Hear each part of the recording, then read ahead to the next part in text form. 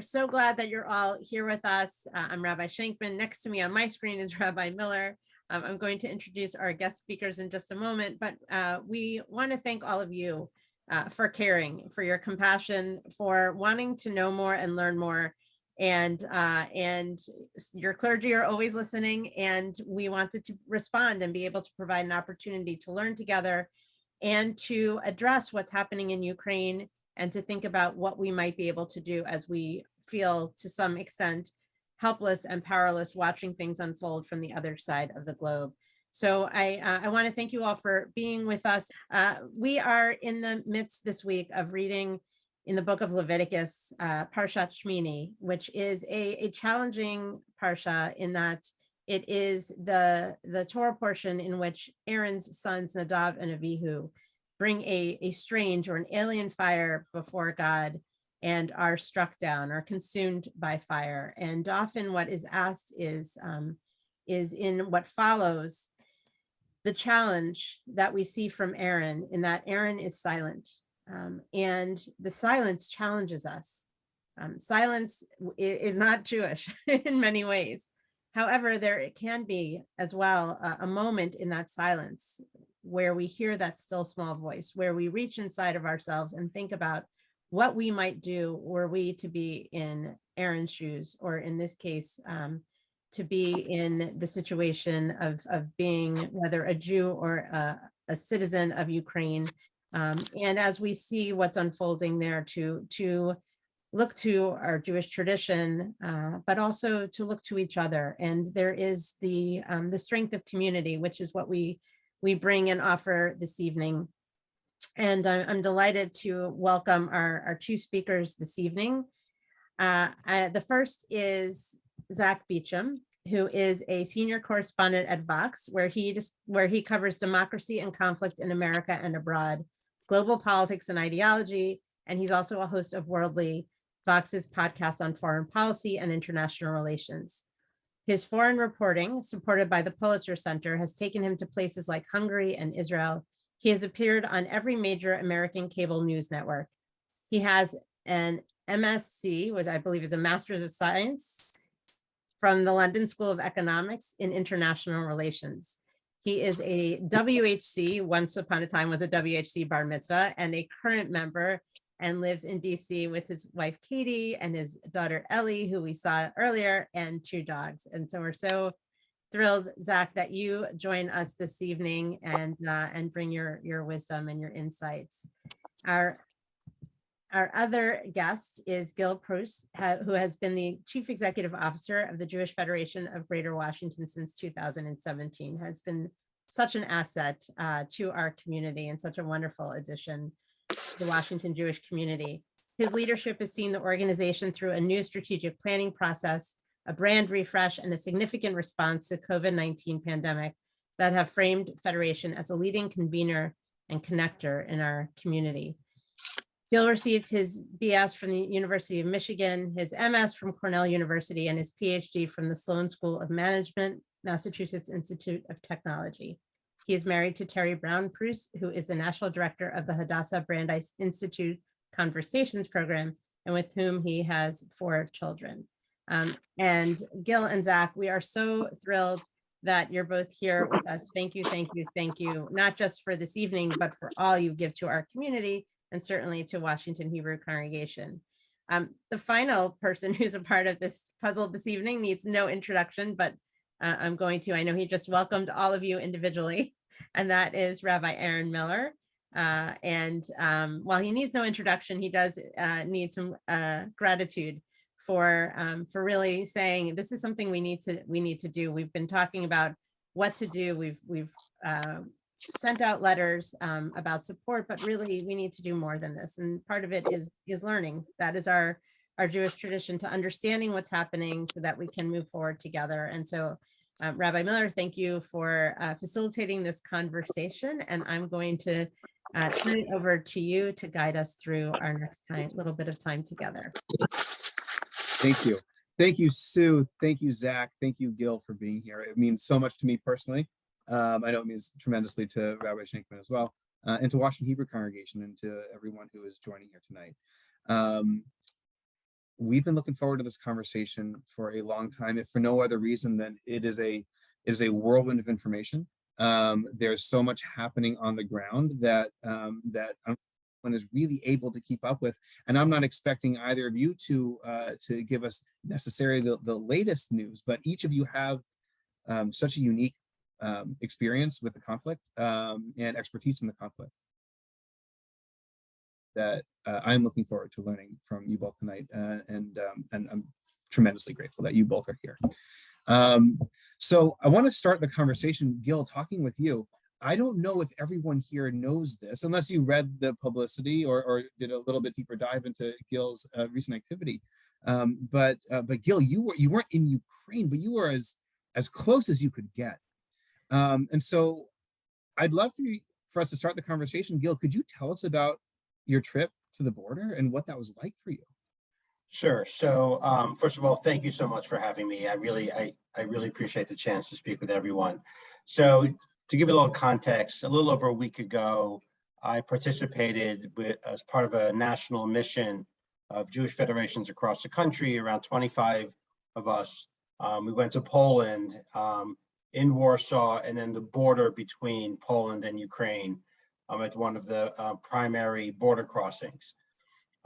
And the strange part for me is I didn't know what to expect. And I saw the numbers, and I would read, 3.3 million refugees or 1.8 million in Poland. And my imagination was refugees on every street corner, kind of a country overrun. And in many ways, that's not what I saw. It was a regularly evolving situation, but there was, on the one hand, seemingly a lot of thought and care by many, many people to house and to help people bring food. That was from the Polish response side. From the Ukrainians, I just want to paint this one picture of kind of the typical story that we heard from every Ukrainian refugee that we met. And it was something along the following. Remember, this was around 3 weeks, a little less than 3 weeks into the war. They spent about a week and a half in their house. Typically, if it was getting shelled, they'd be hiding under the stairs, under attack. As food and water started running out, most of them said they got a phone call that they need to be ready in 15 to 30 minutes to leave. A van was coming, and if they wanted to leave, here's a chance to get on it. Grab whatever you needed, what was most important. A lot of times it was documentation, it might be pictures, it might be some clothes, and head to the van to go to the border. It might then take a while to get to the border, and once you got there, 12 to 16 hours waiting in line before they got to cross over into Poland. And so when I saw them, it was at the end of this very long and traumatic journey. And on the one hand, you can look across, and it's as if you didn't know the context, it was a family with some bags on wheels, carrying some things, as if they were going away on a vacation. On the other hand, it was all women and children. There was almost no men crossing, a kind of story that we've seen in the media a lot. A lot of them were carrying pets because they were escaping. This wasn't a vacation. This was an escape from war. And once they got there, they were now refugees seeking a place to live, seeking food and seeking support. So it was this very strange combination of all these individual stories, but within this massive context of trauma and numbers of people becoming refugees. And so that was in many ways kind of at least one part of what we saw on the ground while we were there. God, I mean, it's powerful. It's harrowing. I mean, Gil, when I don't know if anyone has seen, Gil, your video that you filmed on the border, but what you pointed out is a constant stream of people coming in, and what you said, if I'm remembering correctly, is this is all day, this is all night. Yeah. This steady flow. We saw people cross the border, can you give us a sense of what happens when they arrive? Yeah, so it's so people are walking down this long walkway, and once they cross the border, there are, I'd say, 50 tents set up along the walkway where they're going. Every faith community, in fact, the first tent and the group that's been there the longest is an Israeli group at this one particular border. And they were, and for a while, for the first week and a half or so, they were the only tent. Medical care, food. Now every faith community is there. There's an Israeli group that is making pizza. You have Sikhs, and they're making vegan soup. You have World Central Kitchen, based out of DC, that has a big tent providing food, clothing, pet food, and people are just kind of coming across and getting a basic level of assistance. When they walk down to the end, they get into another line to board buses that will then take them to a central spot where they can then think through where they're going. Some of them may have plans already about where they're going. They may have family or friends that live in other parts of Europe. Others don't have any specific plans and need various organizations to help them. But it is every 2 minutes, another busload of 50 people leaves this spot and takes them onward.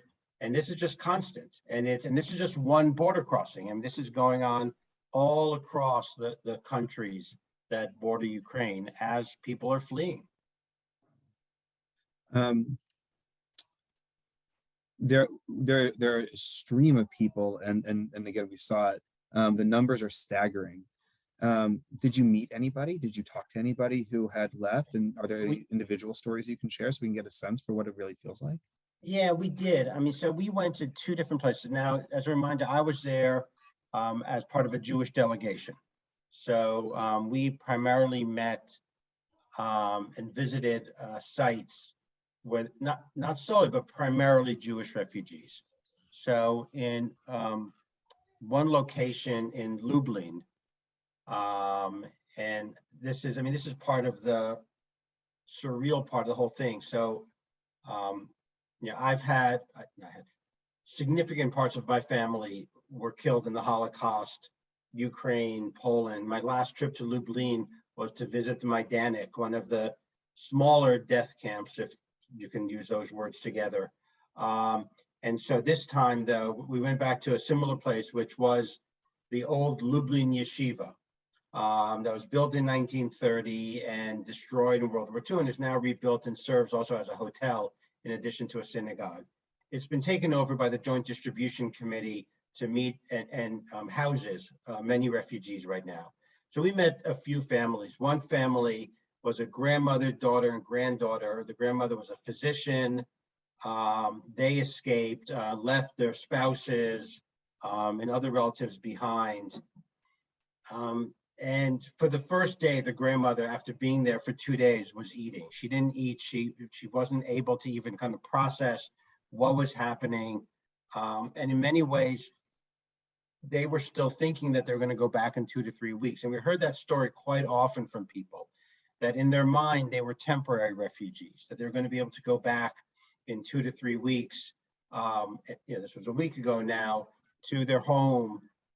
We heard from another family, and this was actually a broader family where the father was able to leave, and they were from the town, and I'm sure I'm mispronouncing it, the one we see all the time, Mariupol.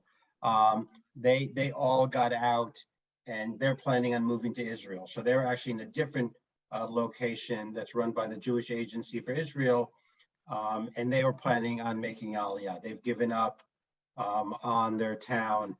And left behind, as I said, a successful business, left everything behind, right? I mean, this is the typical story that we know of refugees. You just leave, you have the few items, and any business, anything else is just sacrificed. You start all over. It's a family with 3 teenage children that now are going to need to think about how do they start from nothing as they move to a new country. And that is, a mother with a young daughter kind of escaped and leaving her husband behind from Dnipro as they sought to survive as, the war was potentially getting closer. And this is, I mean, we talked about some stories. I mean, I just talked about a total of 8 people, right? And so if we think about, the 3.5 million now who've left and the 6.5 million who are, who've moved, but within Ukraine, I mean, this is massive in scale. And it's just starting, really. I mean, it's the people who think they're going back in 2 to 3 weeks. I mean, we know that that's not happening. And the trauma that they're dealing with and what's going to happen is really, we're just in the very early stages of this whole thing. Gil, when you speak about that, those personal connections, which I'm sure many on here feel that sense of connection of my own family was Kiev and Lviv and it resonates for so many of us. The question of what if our families had not left, what if they had returned and we could be like these refugees, and we also think about I think about the question of how many of the people who are leaving, none of this is privilege for anyone, but there are also people who can leave or can try to leave, and probably others who cannot, who are stuck for whatever reason. Do you have a sense of what's happening for those who are remaining in Ukraine? What's happening within the Ukrainian Jewish community? As I know many have fled, but also I'm sure there are some who are still there. Absolutely. I mean, in fact, many people are still there. One of the benefits that the Jewish community has is that we've had several organizations, the Joint Distribution Committee and the Jewish Agency for Israel, who've been on the ground in Ukraine for decades. JDC was serving 40,000 people on a regular basis before the war. So they have a database of 40,000 people. So what they've done now in collaboration with others, they're using that database and Russian-speaking Israelis. So they set up hotlines in Israel to reach out and call the Ukrainians and to make sure that they continue getting help. Elderly who can't leave, who needed basic assistance in medicine, and still trying to get people to bring that care to them in the distributed towns, the small towns. Obviously, it's much more challenging than it ever was, but the operations on the ground are continuing in many ways. The networks of care, the communication, to the degree possible. Obviously, it's much more challenging, but for the people, particularly in the larger cities where the vast majority of Jews live, they're working really hard to continue all of that work and reach out to them. And that's because of the mechanisms that existed beforehand. If they had to find them for the first time now, it'd be nearly impossible. But they had this massive database of people who are getting services, many, for 10, 20, 30 years. Thank you. We're going to come back to you because I think you'll have tremendous insight in what we as a Jewish community can do to help not just the Jewish community in Ukraine, but Ukrainians writ large. I want to turn our attention now to Zack. And also, Gil, feel free to chime in just as I'm asking Zack questions. This is meant to be a conversation, absolutely, and you've been there. Zack, you wrote an article in early March, which is one of the first that I've read, and now one of countless that I've read on the conflict, on what the United States can do to, what the US can do to help without starting World War III. I don't necessarily remember all my sermons, and I'm not expecting you to remember this article necessarily, but if you do have a recollection of where your head was in early March, now we're 3 weeks later, 2.5 weeks later, could you summarize the gist of this when it was just beginning? And also, well, let's start there. I have many other questions for you, but let's start there. Yeah, sure. I mean, not a lot has changed in the weeks since I wrote that article in terms of the fundamental dynamics of what the policy options are available to the US government to change the situation on the ground, right? When I posed the question that way in the headline, right? Sort of what the US can do to help. It's not just help in a humanitarian sense. It was primarily a question of what the United States can do to help the Ukrainian cause, to help them defeat the Russian invasion. And the answers to those questions are mostly, and I usually don't say this when I talk about US government policy, I really want to emphasize this, are mostly what they're doing. They're actually doing a good job. Very surprising to me, the degree to which the Biden administration has landed upon the roughly correct policy here. And I mean that in two senses.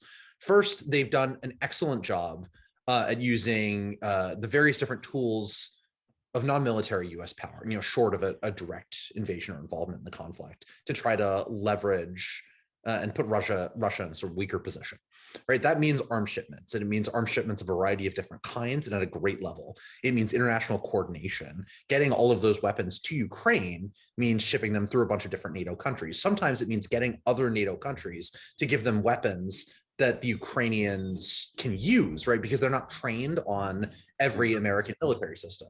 So they need to learn some of these things, or they need to have old Soviet style equipment that a bunch of other former communist bloc and ex-Soviet republic countries have in Eastern Europe.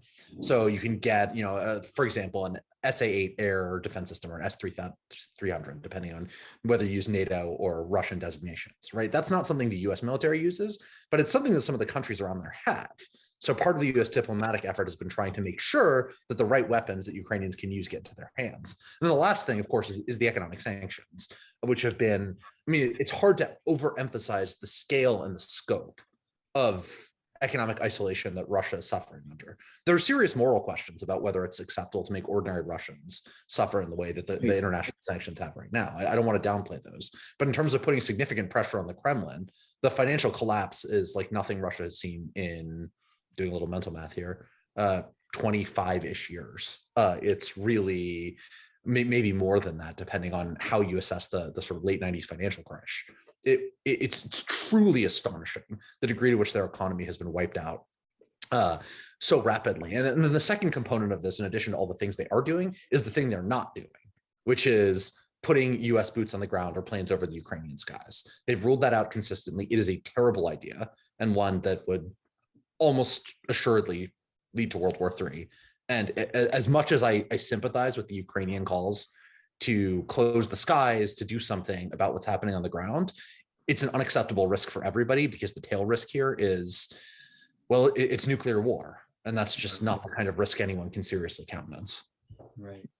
I have such a long list of questions for you, Zach, and also I want to follow up on two things that you just said. You used words like the Ukrainian army, and by the way, I don't mean to mince your words. I'm just curious, really, where this is coming from. The Ukrainian army defeating the Russians. You talked about a Russian economic collapse. When I think of words like defeat and collapse, these are big words, right? Heavier words than I think a lot of people are talking about and writing about necessarily. Maybe not the economic collapse, which I think we're seeing in slow motion, but when you're talking about words like defeat the Russians, is that in the Ukrainian mindset right now? Yes, the Ukrainians believe they can win the war.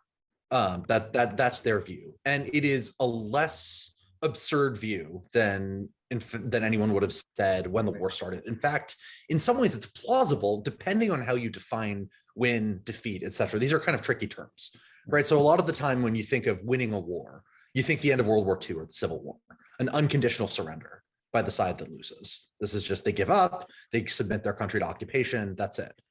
Most people thought Russia would be able to force that on Ukraine. And then the question would be, okay, so then what happens? Do they successfully stand up a pro-Russian government? Is there a long insurgency like Iraq or Afghanistan? What's the consequence of the Russian victory? But what we've seen in the first month of war is really shocking from a military point of view. The Ukrainians aren't just fighting well in a losing battle. They're holding their own. They've actually stopped the first Russian advance. So there's a report that came out by the Institute for the Study of War, which is a think tank that analyzes conflicts in DC, that concluded that the Russian military advance had culminated, which is a technical military term for it can't advance anymore. It's basically, it has been defeated. The initial Russian push. This does not mean that the Russians can't do anything, right? Or couldn't, over the course of time, with significant investments of resources, change the way the war is unfolding. right? It just means that right now, the Ukrainians have stopped the initial Russian attack. And now we're in a holding pattern where we see if the Russians come up with something new where they can start advancing territorially again. In fact, some reports say they've been pushed back something like 25 kilometers further away from Kiev than they were before. I'm sort of hesitating in how to describe it because it so defies expectations of what most military analysts and experts on Russian and Ukrainian military manpower, material, tactics thought was going to happen, that it's astounding. It really, really is a shocking state of affairs. Of the many surprises that have unfolded over the past 3 weeks, one that many people are talking about is the role that China plays. You didn't necessarily, I haven't seen you write about China, Zach, and so if this is outside of your area of expertise, that's fine. But is this, how has China evolved from announcing unconditional support for whatever Russia would be doing following the Olympics to where they are now? And what's China learning from this, good, bad, or otherwise? So it's a very interesting case. Like, as you suggested, China is pretty much the only significant global power that has taken a pro-Russian position on this. Virtually every other country is either trying to be neutral, Israel's doing something along those lines, of some version of neutrality, or they're condemnatory of the invasion. And at some extreme in Europe, a lot of them are doing something about it.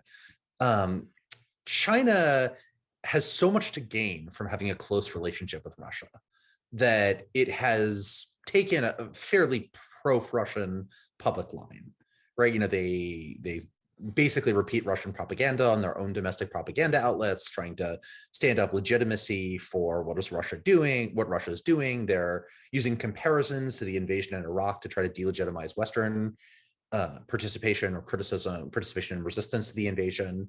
As a whole, they are playing the part of Russia's external backer. But what's notable about what China is doing is what it's not doing, which is funneling massive amounts of arms shipments to Ukraine in the way that the US is doing right now, trying to use tools of economic statecraft to punish the Ukrainians and the Americans, to try to basically do the inverse of the US strategy. Part of that is that they can't, right? Like, China does not have the level of control over the international financial system that the United States does due to the hegemonic position of the dollar in international trading. Another part of it is that they don't want to, right? Russia, we know, thanks to US intelligence, which, not to heap too much praise on the US in this conversation, has been uncannily accurate in predicting things that are going on and identifying things behind the scenes. They know that the Russians have asked the Chinese for military support, but it hasn't come yet. Maybe it will, right? Russia is really being depleted. This war could last for a very long time.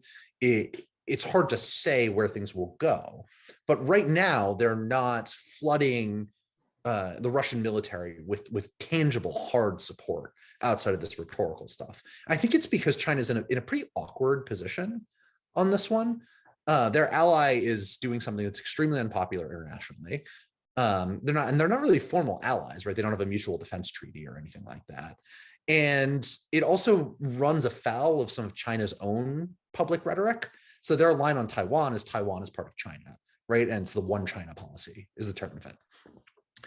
But part of the thing that's underpinning that is a Chinese commitment to sovereignty. They really, really believe, or at least they say in their public rhetoric, they don't act like this, but they say in their public rhetoric that the principle of national sovereignty, of countries controlling what happens inside their borders and territory not being violated by other countries, is paramount. And that's why Taiwan is theirs, right? Some weird rebel group, in their telling, has seized control of it and is claiming to own Chinese land that is illegitimately taken. But if sovereignty is paramount, there's no defense of what Russia is doing with Ukraine. Ukraine's an independent country. It's a member of the United Nations, recognized by every other country on the planet. Taiwan is not.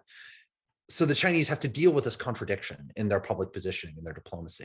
And that's not an easy spot for them to be in. In fact, you're starting to see, there's a good piece in the Financial Times, the UK newspaper, about this, some real dissent among people in China's sort of intellectual orbit and ruling class on this policy, which is rare, right? You don't get that kind of public criticism of Beijing's line, but there is an increasing sense that maybe it would actually benefit us to cut ties with Russia a little bit and use this as an opportunity to improve our relations with the West. Whether that'll happen, I don't know. There are lots of reasons to think it won't, but the Chinese role is more complicated than it seems at first blush. And just a very quick follow-up. Are there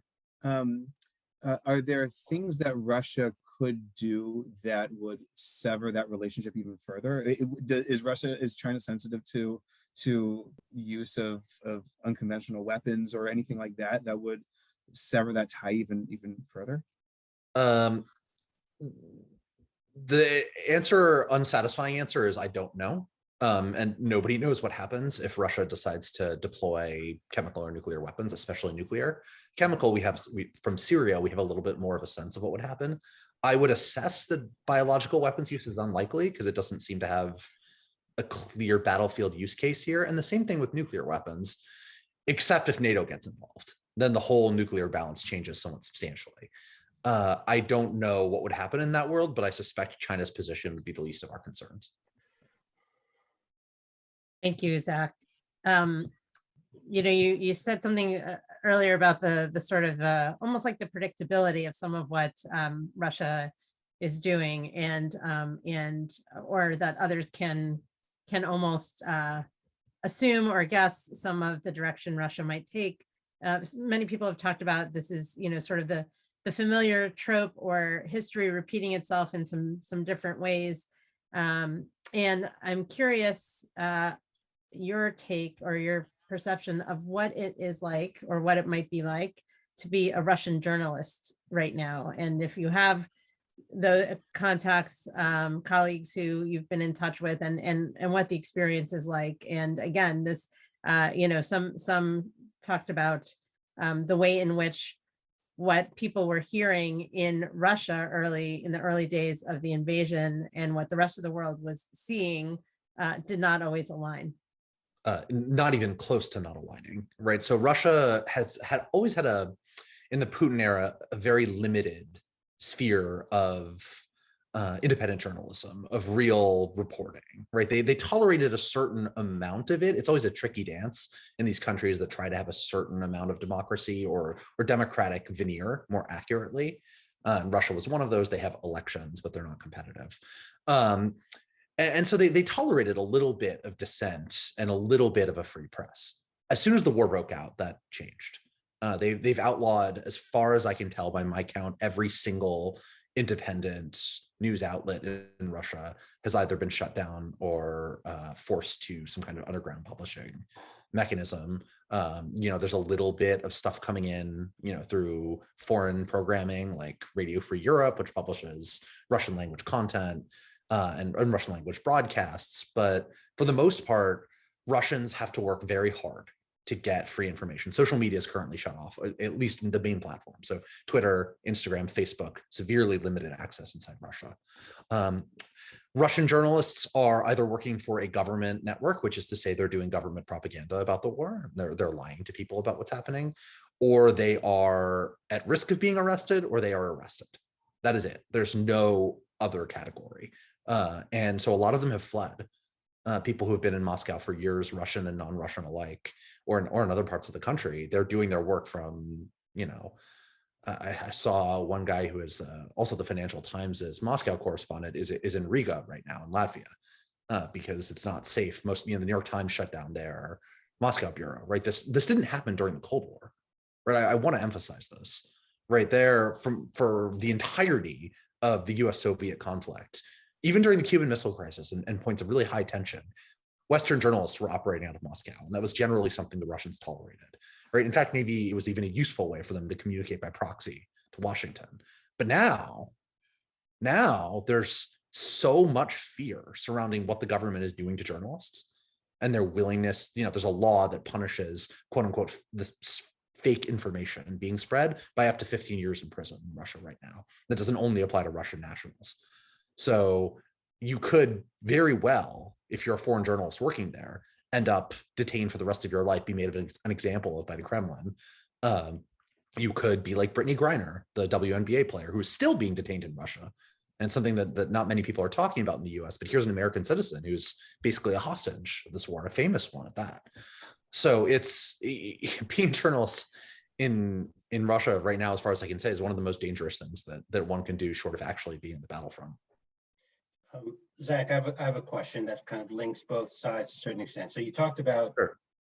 how the Russian basic ground invasion has stalled, but they seem to be shifting more towards destroying apartment buildings, hospitals, schools, inflicting damage in other ways that may not require, the tanks to come in. So kind of trying to get the Ukrainian government or people to capitulate through other means. Now, the impact of that is obviously a dramatic increase in both deaths and refugees.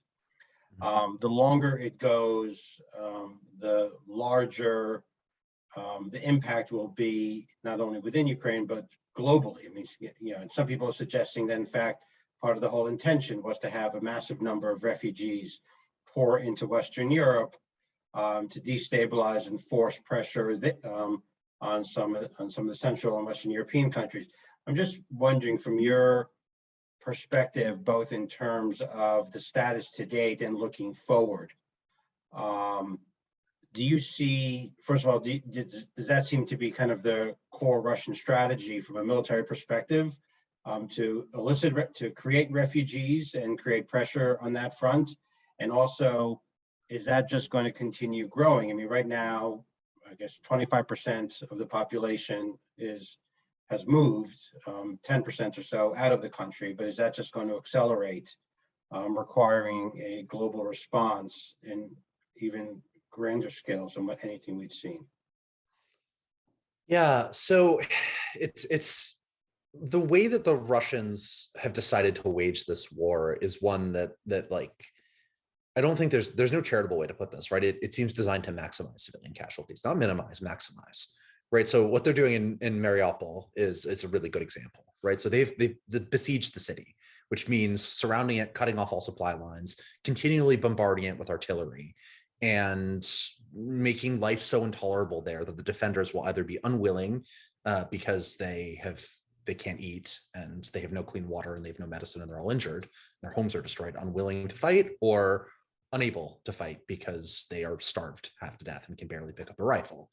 That obviously affects the civilian population that lives there, because they don't let any food, they don't let any shipments into the city. It is the scenes that you hear from Mariupol, where the last international journalists have just fled, some Associated Press writers or photographers and writers, and I'd really encourage you to read the piece that they did, because it's Ukrainian army soldiers evacuated them because they thought the Russians would try to put them at gunpoint. Associated Press reporters, the most neutral of neutral international journalists anywhere in the world, to put them at gunpoint and make them confess that their reporting has been a lie.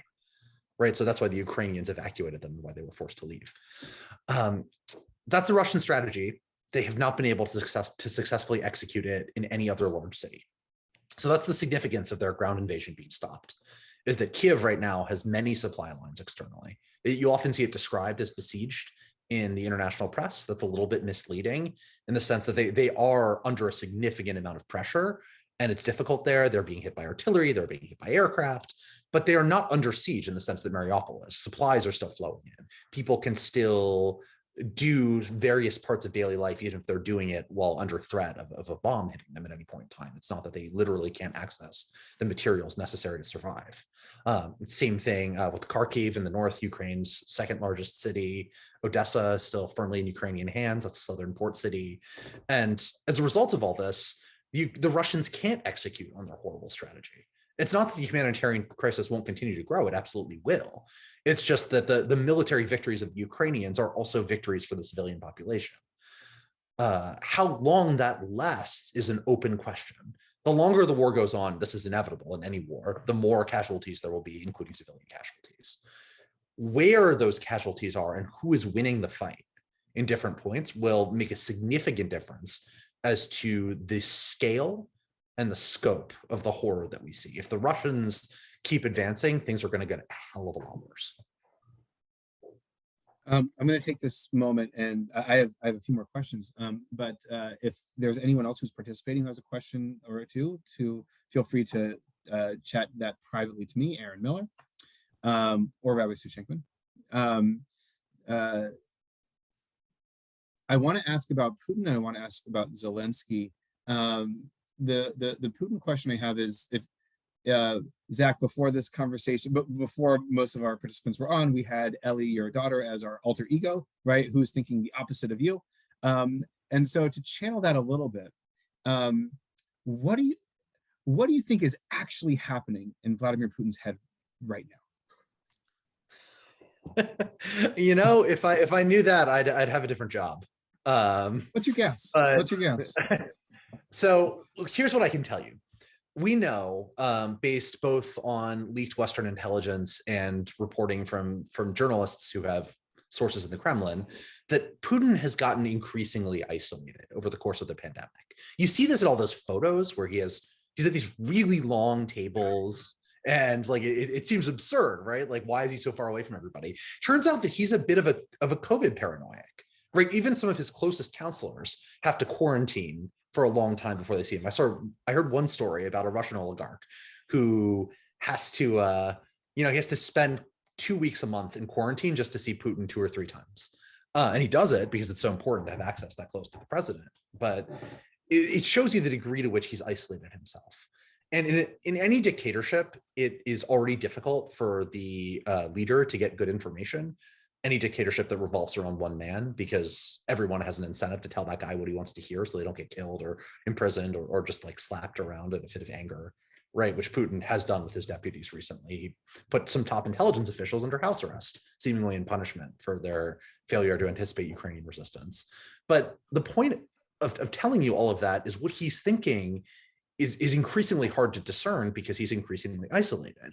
We also know from some of this reporting that he's become more and more obsessed with Russian history and Russian national greatness as a project. There's one line, this is in a New York Times op-ed from one of these reporters that knows a lot of people in the Kremlin, that Putin almost seems bored with the normal stuff of statecraft. He doesn't really care about the economy. He doesn't really care about COVID. He cares about restoring Russia, what was rightfully Russian land, by which he means Ukraine, in theory, the Baltic states, Georgia, who knows where else, right? Like a bunch of former Soviet republics.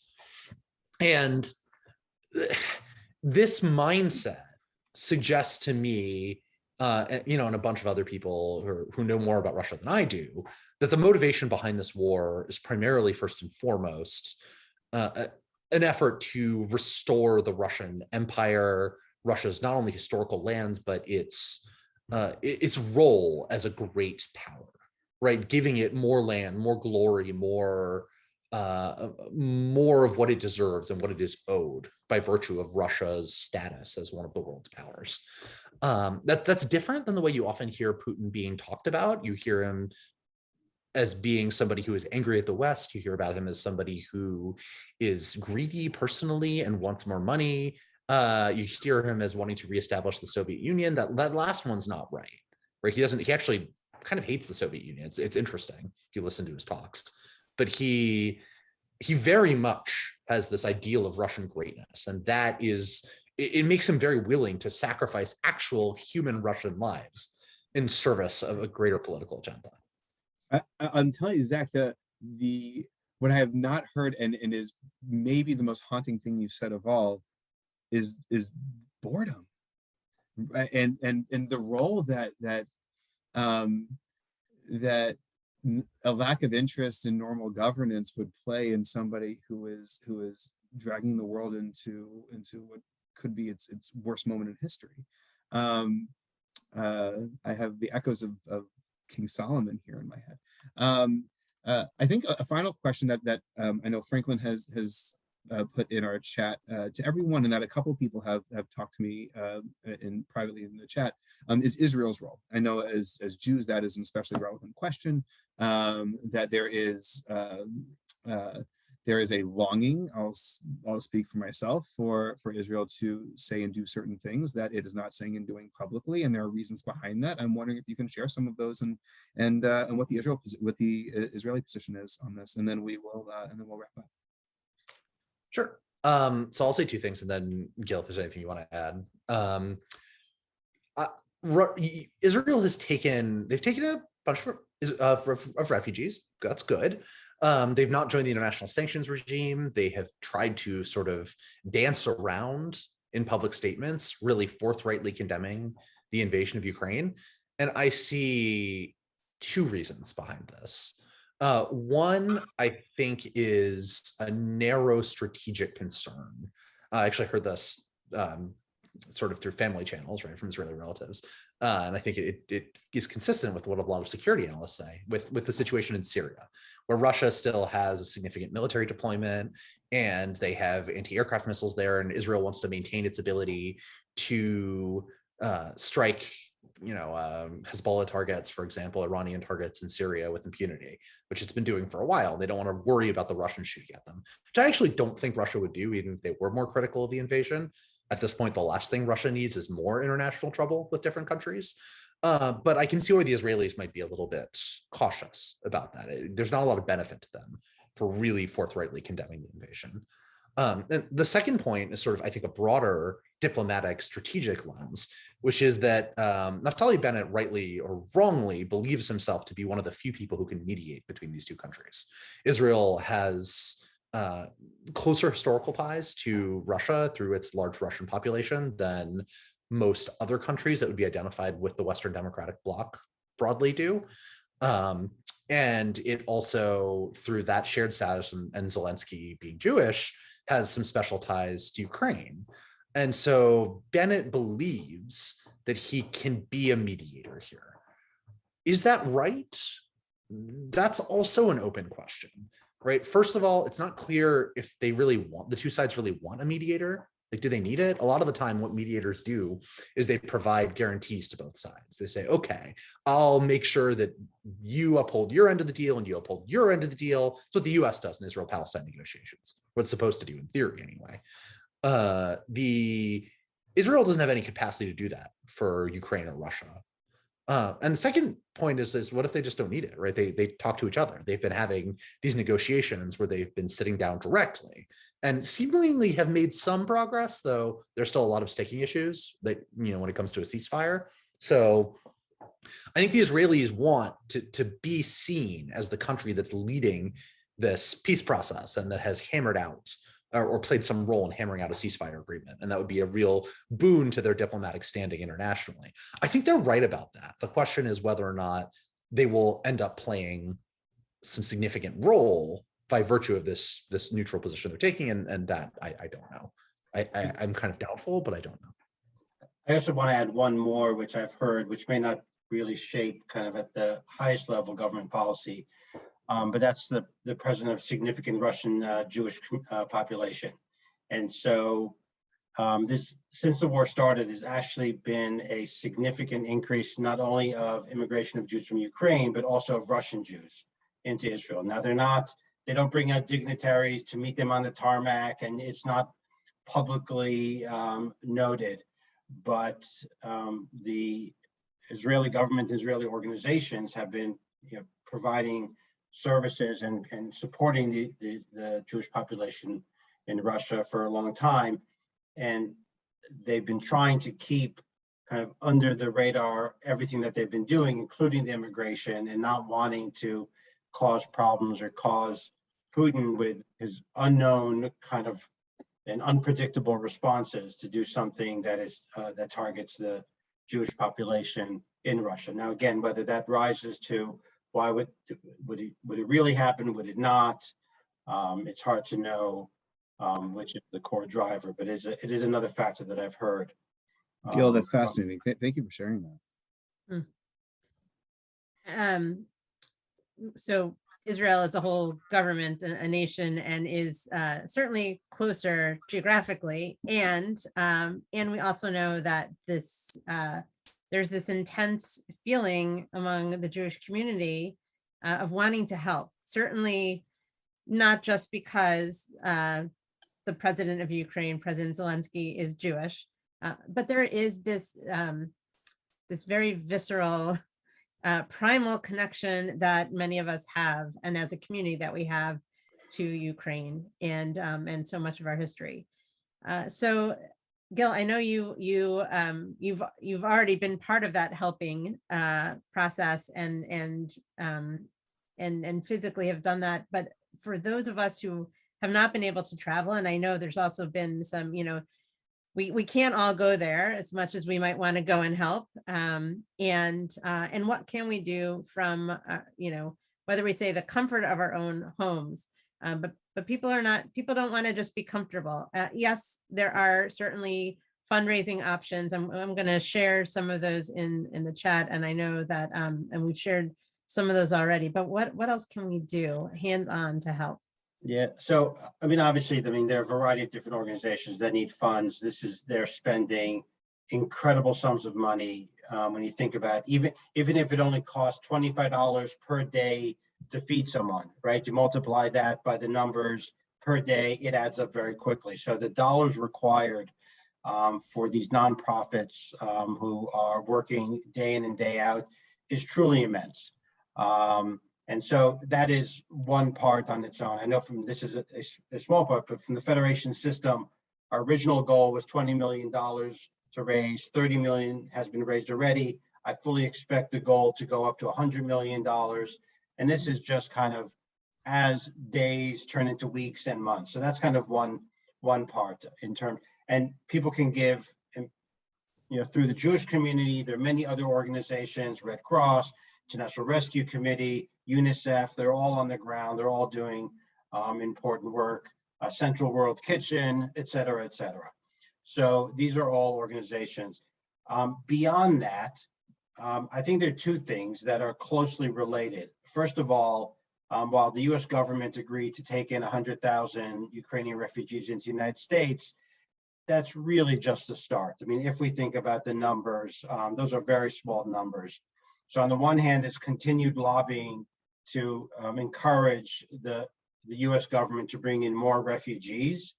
And then once they get here, people are going to need care. We've seen this with other refugees who've come into the United States, where the Jewish community has mobilized to also care for people, whether it was Syrian refugees or Afghani refugees more recently. There will be large numbers of Ukrainian refugees coming to our region and thinking about how do we respond as a community. And that will be much more hands-on as we go forward. So on the policy side, and then supporting individuals, if people want to help overseas, we heard there are volunteer opportunities, primarily if you speak Russian and you're willing to go for at least 2 weeks. If you don't fit both of those categories, it's really not that helpful unless you have a very particular skill that's needed. And it's really the financial resources at the moment that are going to be most important. Thank you so much. I'm putting right now in the chat, there are a number of, they're not all coming up as links, but don't worry. They will send them. I can also put them in individually, but we're going to follow up after tonight with all of these. Certainly, as mentioned, the Jewish Federation has a fund for Ukraine, an emergency fund, as does the World Union for Progressive Judaism. There are many others, and these are just a few that have been vetted.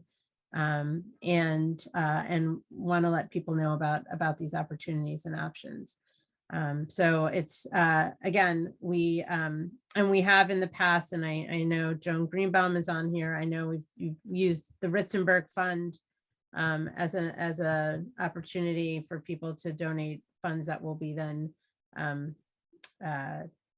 distributed to appropriate organizations that Washington Hebrew has vetted. So, we hope certainly, we will do what we can. I know that people want to support the people of Ukraine. We certainly, we wish and we hope that and we pray that our prayers for peace will rise up and will bring about that time. And certainly for all of us in Jewish tradition, our faith teaches us that we have to have hope. It's not a coincidence, Hatikva being the national anthem of Israel, but it's because we also, many of us turn to prayer at times when we feel helpless, when we do what we can, and then we need to wait and watch and see. And I know our prayers and the prayers of the world are that the people of Ukraine will speedily and soon see an end to this moment and to this time, which unfortunately has repeated itself in that part of the world so many times over.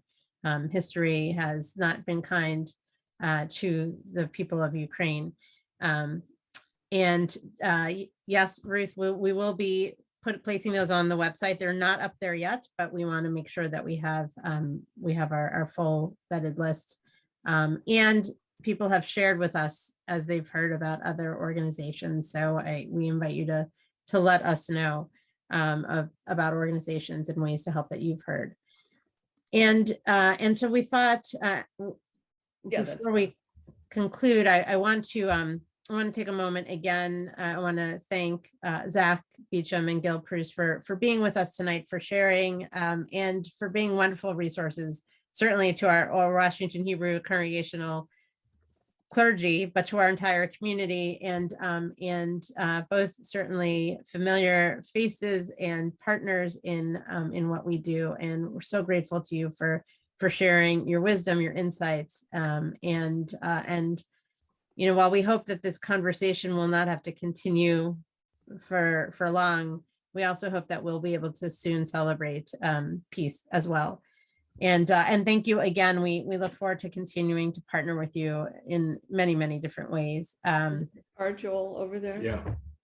And I also, hold on a second. Well, I also want to thank. First group. Joan just thanked me for that. Yes. When I muted everyone, or I thought I didn't mute everyone, but someone muted me. I also want to thank Rabbi Miller for helping to put this together on short notice when we actually put it together, and for being a wonderful partner as always. And just know that we, your clergy, want to have these important and difficult conversations about what's happening in the world around us, because it impacts what we do when we're together. And we are a community that is not going to stand silently by, but will continue to work together to work for peace in whatever ways we can. And one of the ways that we do that is certainly through prayer, as I mentioned earlier. So we're going to end, unless Rabbi Miller has anything to add. Just Gil and Zack, you're wonderful. Thank you for joining us, and I'm very grateful to the two of you. Thank you. I want to share words that Rabbi Miller and I actually heard just a few weeks ago with our liturgist in residence of a few weeks ago, Alden Salavi, who many of you had the chance to meet, to hear, to see, to listen to his poetry and prayers at services and in other settings. And we had the opportunity to study with him and other area clergy, and he shared a poem he had just penned just before he came to us, which is based on, and it incorporates a quote from the Ukrainian poet and artist Taras Shevchenko, who wrote from St. Petersburg Citadel prison in May of 1847. He spent years imprisoned for his pro-Ukrainian independence activities in Tsarist Russia. And this poem is titled Hero of the Ukraine, which was taken from words that Ukrainian President Vladimir Zelensky used for soldiers in this time. So this is entitled Hero of Ukraine. Defenders of Ukraine, you each will be called hero, posthumous honor for those who have died in a war that has never ended, spanning centuries of Russian invasions and occupations. How much blood and war has the Dnieper seen as the majestic river flows from Kiev to the Black Sea? Evil folk and wicked men attack our Ukraine, once so free. God of all, protector and redeemer, Watch over the people of the Ukraine as their land is invaded once again and war returns to the land. Grant them safety and security, independence, freedom, and peace. Watch over the soldiers forced into combat to defend the nation and to protect their land and their homes. God of peace, bring a speedy end to this conflict and full restoration of the sovereignty to Ukraine. Bring an end to all war, conflict, and strife, so that your promise of peace is fulfilled, to which we all say, Amen. Amen. Amen. You all, Gil, Zack, Rabbi Shankman, and to all of you who joined us tonight. This is, as Rabbi Shankman said, an ongoing conversation. This is not the last time that we as a congregation are going to be talking about this. This is certainly not our entire commitment. We are devoted as a clergy team, as a staff, as a congregation, and we are here for you all beyond this moment as well. So with any questions, thoughts, insights, please reach out to one of us. We are here for you always. And have a good night. Thank you all. Thank Take you, care. everyone. Thank you.